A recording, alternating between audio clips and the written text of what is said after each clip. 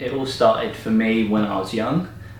Some of my earliest memories of church is kind of getting in the car with mum and dad and my brother and my sister and going and visiting other churches around Norfolk. I remember specifically going to Holt and seeing what God was doing with an amazing group of people in Holt. I remember going to Sheringham and encountering this kind of young church plant, and they met and they had donuts, and this was amazing for me as a kid. I remember later on when I was kind of 15, 16, 17, driving to places like Dereham and Attleborough and Kings Lynn and getting involved in loads of different things, and sometimes just being there to support, sometimes being kind of actively engaged in what those kind of new churches, church plants, their outreach, and so that kind of being mobile and helping out others and being connected with other churches formed a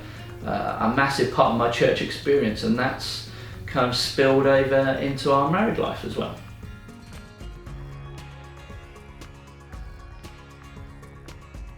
We got married in 2007, and at that point we were part of the North Walsham Church, where we stayed for a few years. We then sought God as to the next step for us as a couple, and we felt Him lead us to the Dereham Church to support the Fakenham church plant. We were there for 5 years. We lived in Fakenham, but unfortunately that didn't end as we had hoped. But God opened another door for us, which led us to move to Holt, to be part of the Sheringham Church, where we were there for nearly 5 years. Now we are in the process of packing up our home again, as we felt God open another door to move on from Sheringham, and we're now part of the church in Wymondham.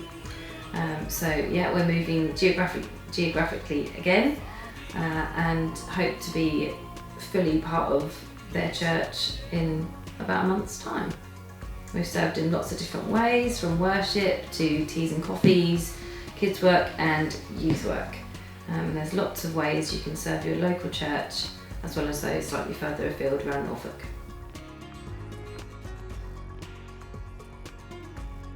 I'm excited because I think it's going to create so many opportunities for so many different people to take radical steps of faith and believe God for the gospel to impact Norfolk in ways we've not seen before, whether that's staying where you are and building there, or whether it's going and following the call of Jesus to go and move and see Him do something in a new place.